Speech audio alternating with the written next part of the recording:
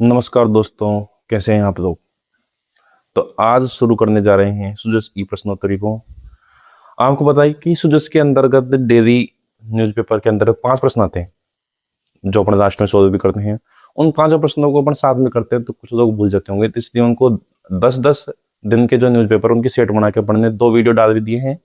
शुरुआत से देखिए, एक जब से शुरू हुई 1 से लेके 10 तक और 11 से लेके 20 तक। आज 21 से 30 तक का कर रहे हैं और जल्दी अपन इनको सारा कंप्लीट कर देंगे। तो 21 से 30 तक वाले में शुरुआत करते हैं। सबसे पहले 11 मार्च को आया था। राज्य सरकार ने वर्ष 2026-27 के अंतर्गत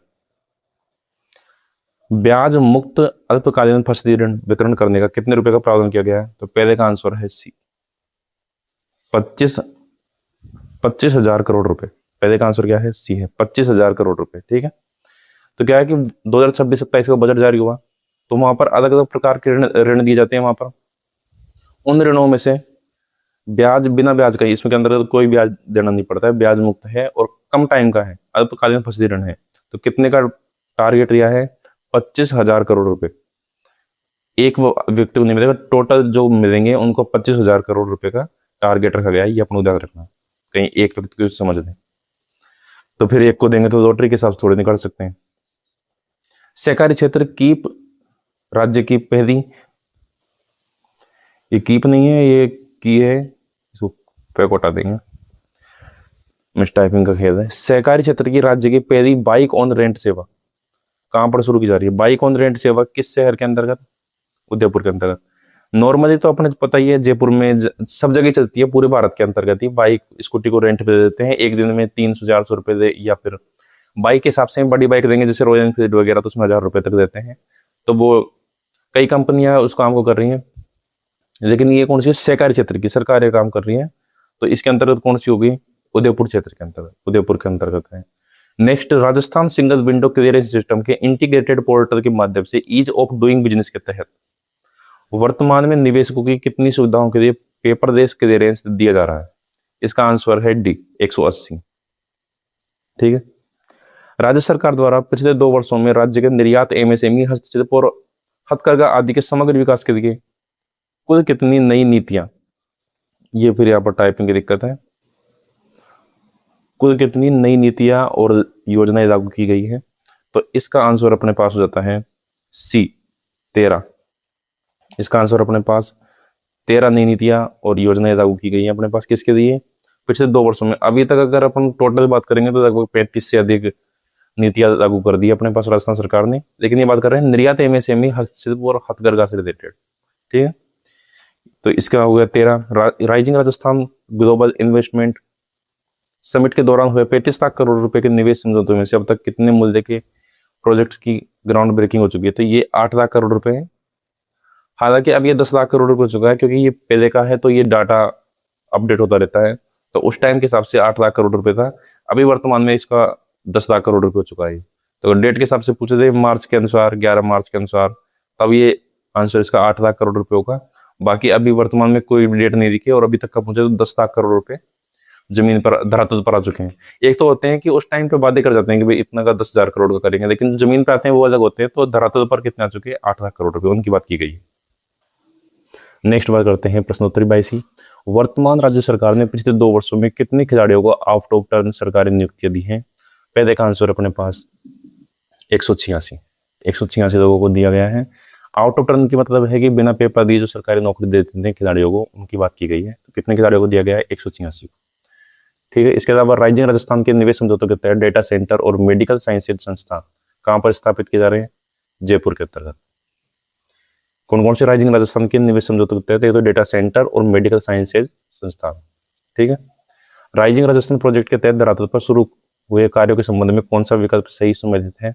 तो तीसरे का आंसर है अपने पास उपयुक्त सभी डी।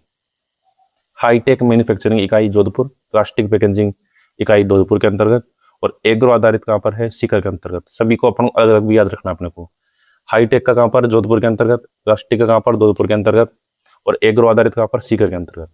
इसकी पीडीएफ भी मैं शेयर कर दूंगा टेलीग्राम पर, तो वहां से आप देख सकते हैं इनको। राज्य में छोटे उद्यमियों को आसानी से जमीन उपलब्ध कराने के लिए भूमि आवंटन प्रक्रिया में सुधार करते हुए लीज व्यवस्था को कितने वर्ष कर दिया गया? छोटे उद्यमियों के लिए किया गया पहली बार तो, और लीज व्यवस्था को बढ़ाकर कितना कर दिया गया है? 33 वर्ष। कितना कर दिया गया है? 33 वर्ष कर दिया है। ठीक है।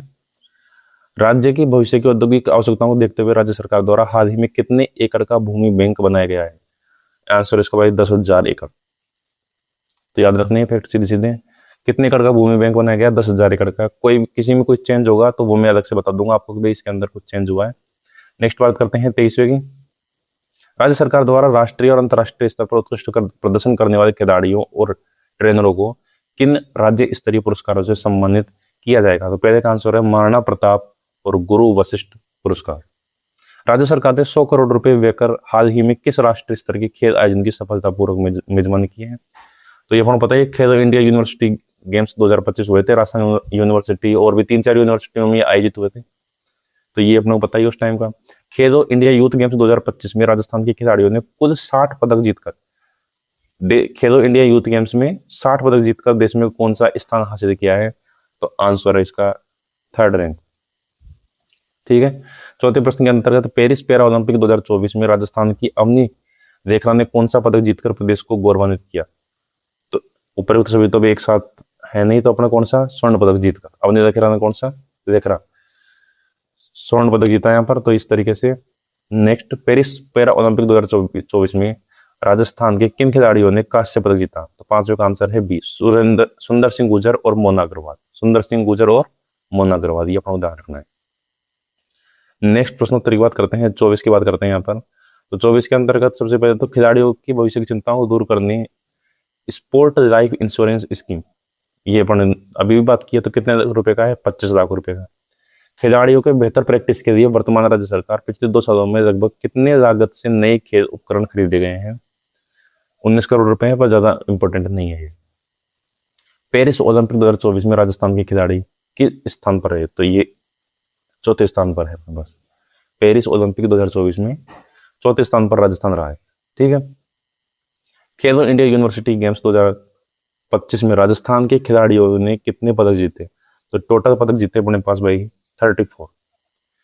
इसके अलावा विश्व स्वास्थ्य संगठन के मापदंडों के अनुसार किसी भी देश या राज्य की जीडीपी का कितना % स्वास्थ्य पर खर्च होना चाहिए? जो WHO है उसके अनुसार भाई आपकी जो टोटल जीडीपी है, जितने रुपए की आपकी आयात निर्यात मिलाकर, टोटल इनकमिंग आउटगोइंग मिलाकर टोटल जो जीडीपी है, उस जीडीपी का 7.5% तो हेल्थ पर खर्च होना चाहिए। ये कौन कहता है? WHO, वर्ल्ड हेल्थ ऑर्गेनाइजेशन के द्वारा ये बात कही गई है। कम से कम 7.5% तो खर्च होना चाहिए। ठीक है। उसके अलावा प्रश्न 25 की तरफ चलते हैं। वर्ष 2016 के बाद में राजस्थान में कुल कितने नए मेडिकल कॉलेज स्थापित किए गए हैं? तो ये याद रखना, 23 याद रखना है, क्योंकि हम नॉर्मली 16 के बाद, 17 के बाद, 18 के बाद तो कोई देखने बैठेगा नहीं। लेकिन यहाँ पर प्रश्न का जिक्र कर दिया अपने पास 16 का, 2016 के बाद का, तो ये अपने को याद रख लेना है एक बार के लिए कि 2016 के बाद में कितने? 23। उसके बाद में राज्य सरकार ने चिकित्सा महाविद्यालयों से संबंध सभी अस्पतालों में मरीजों और उनके परिजनों की सुविधाओं के लिए क्या खोलने की घोषणा की है? तो आंसर इसका अटल आरोग्य फूड कोर्ट, जो कि एक तरीके से वहां पर खाना बनाने के लिए इंतजाम किया गया सरकार की तरफ से। 500 करोड़ रुपए की लागत से राज्य सरकार द्वारा अत्याधुनिक विश्राम गृह किन मेडिकल कॉलेजों की, वही ऊपर वाली बात ही, किन मेडिकल कॉलेजों के मुख्य अस्पतालों में, वहां पर तो क्या है भोजन के लिए, यहाँ पर क्या किया विश्राम के लिए। तो किन मेडिकल कॉलेजों में खोलने की बात की गई है? तो इसका आंसर है जयपुर, अजमेर, बीकानेर, उदयपुर, कोटा। 1 2 3 4 5 6। तो इसके अंतर्गत ऐसे याद रखना पड़ेगा। तो भरतपुर को छोड़कर, यहाँ पर भरतपुर को इग्नोर कर दिया गया है। भरतपुर को छोड़कर सारे संभाग है, भरतपुर संभाग को नहीं दिया गया। अपने पास राजस्थान में 7 संभाग है, उनमें से भरतपुर को छोड़ दिया गया है मुख्यमंत्री जी ने कि यहाँ पे विश्राम तो मैं अपने आप ही कर दूंगा। बाकी के 6 संभाग है, उन 6 संभागों पर अत्याधुनिक विश्राम गृह यहाँ पर खुल जाएंगे। चौथे प्रश्न की बात करें, राज्य के चिकित्सा विभाग में तो नवचयनित कर्मी को बिना किसी सिफारिश के पारदर्शी तरीका से वरीयता के आधार पर नियुक्ति देने के लिए किस पोर्टल का उपयोग किया गया? तो इसका आंसर है राज हेल्थ पोर्टल। चिकित्सा विभाग की बात की जा रही है यहाँ पर, चिकित्सा विभाग की बात की जा रही है यहाँ पर, तो चिकित्सा विभाग के लिए कौन सा होगा? राज हेल्थ पोर्टल। मुख्यमंत्री आयुष्मान आरोग्य योजना के तहत स्वास्थ्य बीमा पैकेजों की संख्या बढ़ाकर कितनी कर दी गई है? तो टोटल बढ़ाकर अब कर दी गई है यहाँ पर 2179। ठीक है, ज्यादा इंपॉर्टेंट नहीं है, इसको 2179 कर दी गई है, लेकिन एक बार देखने अगर याद रह जाए तो 2179। इसके अलावा मुख्यमंत्री आयुष्मान आरोग्य योजना में कौन सी नई सुविधा लागू की गई है? तो पहले का आंसर हो जाता है अपने पास में इंटर स्टेट पोर्टेबिलिटी। दूसरे स्टेट के अंदर भी जाकर अपन इलाज करा सकते हैं, उसको बोलते हैं इंटर स्टेट, एक दूसरे स्टेट के अंदर पोर्टेबिलिटी। वर्तमान राज्य सरकार द्वारा पिछले 2 वर्षों में अस्पतालों में कुल कितने नए बेड की वृद्धि की गई है? तो इसका आंसर है 6400। नेक्स्ट बात करते हैं बेहतर शहरी विकास के लिए किन 2 शहरों में नए विकास प्राधिकरण? अब एक तो भरतपुर और एक बीकानेर, क्योंकि मुख्यमंत्री जो खुद का करेंगे तो फिर दिखाना पड़ेगा कोई और के लिए भी कर रहे हैं। तो भरतपुर और बीकानेर विकास प्राधिकरण का गठन किया जा रहा है। जयपुर में यातायात को सुगम बनाने के लिए किस सड़क मार्ग को सिग्नल फ्री किया जा रहा है? तो इसका आंसर, अगर आप जयपुर में रहते हैं तो आपको पता ही होगा अपन, क्योंकि अभी टोंक रोड को करना तो थोड़ा मुश्किल काम है, क्योंकि वहां पर बत्तियां भी बहुत है, ट्रैफिक भी बहुत है। महल रोड है, जहां पर जो अपने भारतीय सेना थी उसने जहां पर प्रदर्शन किया था, वहां पर प्रदर्शन की थी महल रोड में, जगतपुरा वाड़े में, उसी रोड को सिग्नल फ्री किया जा रहा है। मेट्रो फेज 2 का ये अपन को पता ही है, तो बार बार पढ़ चुके हैं। प्रहलादपुरा से देखें टोडी मोड़ तक किया जा रहा है इसको। और ये अपना पता है कि 36 इसके अंदर स्टेशन है, और इसके अंतर्गत अपने पास 41 किलोमीटर का इसका टोटल रास्ता है।